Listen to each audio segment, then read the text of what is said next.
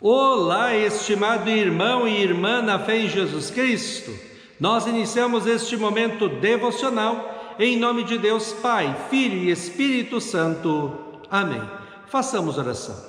Ó gracioso Deus, te louvamos por essa nova semana que se inicia. Abençoa os nossos trabalhos, o nosso estudo, tudo o que fizermos. Que a Tua presença em nossas vidas, diariamente, nos encha de alegria e de paz. Dá-nos sabedoria para vivermos cada dia segundo a Tua santa vontade. Envia Teu Espírito Santo para estar conosco agora quando vamos meditar na Tua santa palavra. Aumenta-nos a fé, a esperança e o amor. Isso te pedimos e agradecemos em nome de Jesus Cristo, Teu Filho, nosso Senhor e Salvador. Amém. Que a graça, a paz e o amor daquele que veio, daquele que veio e daquele que virá em glória, Jesus Cristo, nosso Senhor e Salvador, permaneça hoje para sempre com todos vocês. Amém.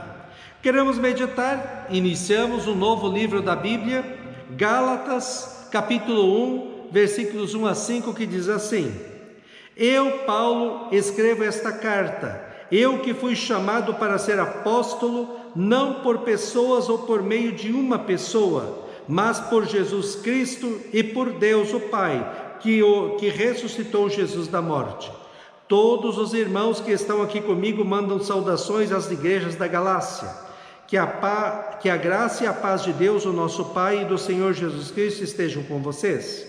Em obediência à vontade do nosso Deus e Pai, Cristo se entregou para ser morto, a fim de tirar os nossos pecados e assim nos livrar deste mundo mau. A Deus seja a glória para todos sempre.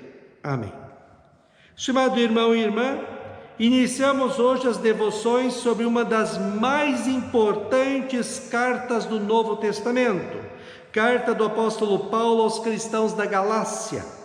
Galácia era uma região que corresponde hoje mais ou menos à Turquia. Paulo deve ter escrito esta carta no final do ano 48 e início do ano 49 depois de Cristo. Talvez ela foi redigida em Antioquia da Síria, para onde Paulo e Barnabé voltaram após a primeira viagem missionária que ele fez, sendo talvez esta a primeira carta de Paulo e talvez até o primeiro livro do Novo Testamento.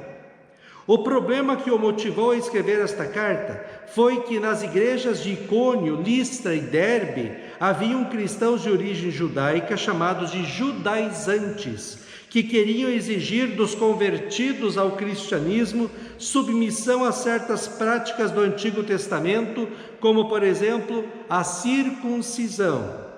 Esta carta é chamada de Carta da Liberdade Cristã.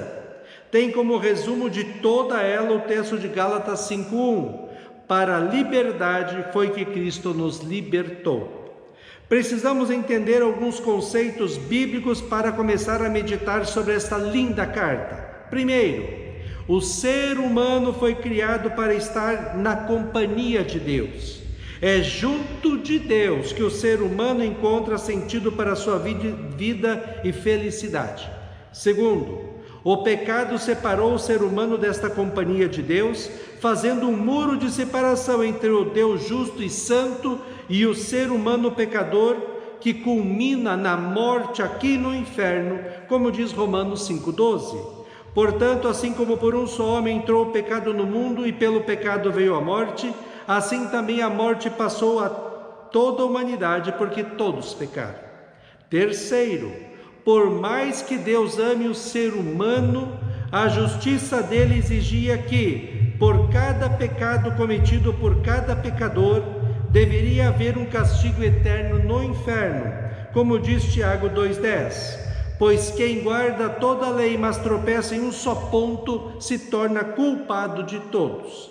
Quarto, a justiça de Deus, que exigia pagamento eterno pelos pecados cometidos por todos os seres humanos, também dava chance para haver um substituto aos seres humanos que não tivesse pecado e tivesse condições de suportar toda a ira e castigo eternos de Deus no lugar de todos os seres humanos.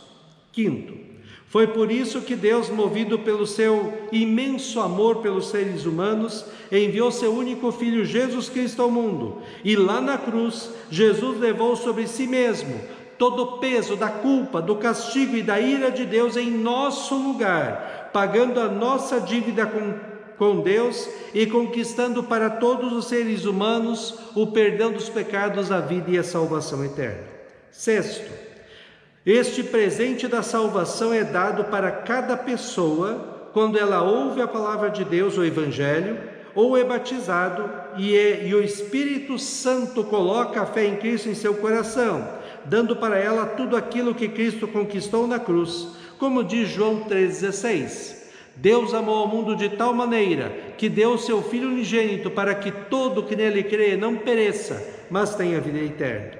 Sétimo, na fé em Cristo, nós somos libertados de toda a lei, não precisando de mais nada além da fé em Cristo para sermos salvos.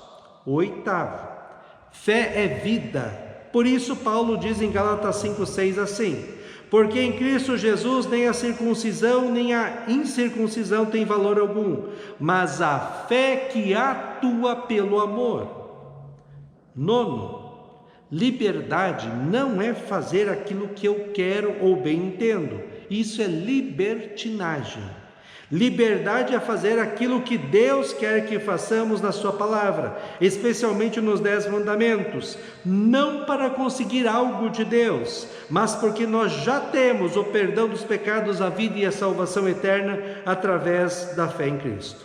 Assim, tudo o que fazemos de correto segundo a palavra de Deus, tudo o que fazemos para adorar, servir e honrar a Deus é fruto da fé que temos em Cristo.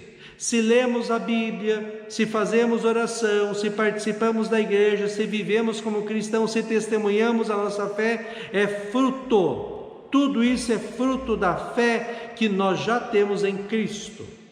No texto de início que lemos há pouco, Paulo se apresenta afirmando que ele é um dos apóstolos de Cristo, chamado por Cristo para pregar a palavra de Deus e fundamentar a fé cristã.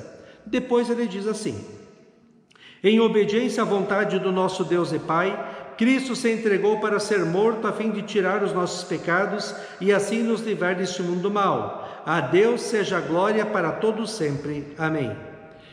Estimado irmão e irmã, com certeza Deus tem coisas maravilhosas para nos falar nesta carta que vamos meditar nos próximos dias.